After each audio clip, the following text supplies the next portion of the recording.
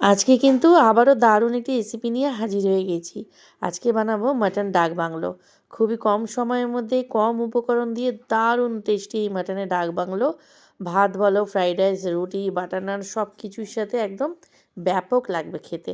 তো চলো রান্নাটা কিভাবে করছি সেটাই তোমাদের দেখাই। তোমরা কিন্তু ভিডিওটি শেষ অবধি দেখবে এবং অবশ্যই কিন্তু এইভাবে রান্না করে খেয়ে কমেন্টস করে জানাবে যে কেমন লাগলো। সবার প্রথমে দেখো একটা প্রেশার কুকারের মধ্যে রেয়াজি খাসির মাংস দিয়ে দিচ্ছি। মাটনটা কিন্তু যখন আনবে যাতে একটু রেয়াজি থাকে সেইভাবে কিন্তু নিয়ে আসবে।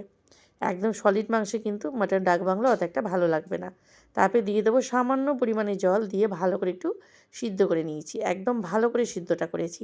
4টে ডিম নিয়েছি, তোমরা চাইলে আরেকটু বেশিও নিতে পারো। এবার সর্ষের তেলের মধ্যে 4টে ডিম একদম হালকা করে ভাজবো। নুনও দেবো না আর হলুদের গুঁড়োও দেবো না।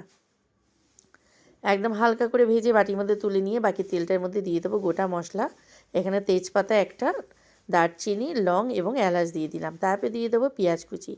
পেঁয়াজ কুচিটা দেওয়ার পর কিন্তু পেঁয়াজটা হালকা লাল করে ভেজে নেব। খুব বেশি ব্রাউন বা লাল করার দরকার নেই।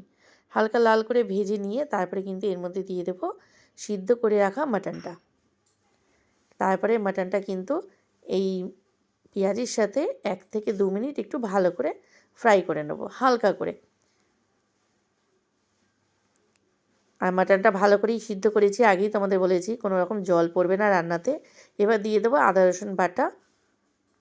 এখানে 1 কেজি মাটন রয়েছে, তার জন্য 1.5 চামচ আদা বাটা, 1.5 চামচ রসুন বাটা, হাফ টিস্পুন হলুদের গুঁড়ো, 1 টিস্পুন লাল লঙ্কার গুঁড়ো, হাফ টিস্পুন জিরে গুঁড়ো, হাফ টিস্পুন ধনে গুঁড়ো, হাফ টিস্পুন কাশ্মীরি লঙ্কার গুঁড়ো এবং স্বাদ অনুযায়ী নুন দিয়ে দিলাম।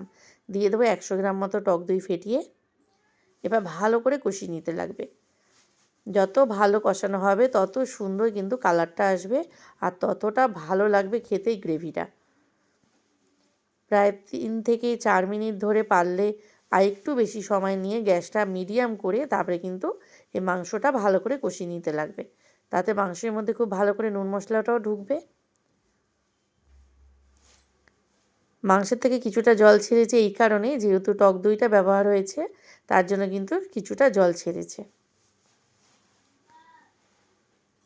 আবারও কিছুক্ষণ নাড়িয়ে চাড়িয়ে দেখো খুব সুন্দর করে মাংসটা কষানো হয়ে গেছে। এবার যে ডিমটা ভেজে রেখেছি সেটা কিন্তু এর মধ্যে দিয়ে দেবো। আর ডিম দেওয়ার পর কিন্তু খুব বেশি নাড়ানো যাবে না, হালকা করে একটু নাড়িয়ে দেবো। আর তারপরে 2 মিনিট মতো ভালো করে একটু ফুটিয়ে তারপরে নামিয়ে নেব। আমি আবারও বলছি তোমরা চাইলে এর মধ্যে আরও 1-2টো ডিম কিন্তু বেশি দিতে পারো। এবার দিয়ে দেবো এখানে হাফ টিস্পুন গরম মশলার গুঁড়ো। 1 মিনিট মতো নাড়াবো, খুব বেশি নাড়াবো না, তাহলে গরম মশলার সুন্দর গন্ধটা নষ্ট হয়ে যাবে। আর দেখো কি সুন্দর মাংসের থেকে কিন্তু এবং মশলার থেকে তেলটা ছেড়ে দিয়েছে। যখন ওপরে পুরো তেলটা ভেসে উঠবে আর নিচে ঘন গ্রেভিটা চলে যাবে তখন কিন্তু পুরো পারফেক্ট কষানোটা হবে। গ্যাসটা একদম লো করে দিয়েছি আর দেখো মাটন ডাক বাংলোটা পুরো কমপ্লিট হয়ে গেছে। একদম নরম সফট মাংসটা হয়েছে, একদম ঝাল ঝাল আর গ্রেভিটা কত সুন্দর লোভনীয় হয়েছে দেখো।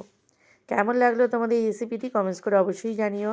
ভালো লাগলে যে সকল বন্ধুরা ইউটিউব থেকে দেখছো চ্যানেলটাকে অবশ্যই সাবস্ক্রাইব করো, লাইক কমেন্ট শেয়ার করো, পাশে থাকা বেল আইকনটা অবশ্যই প্রেস করো।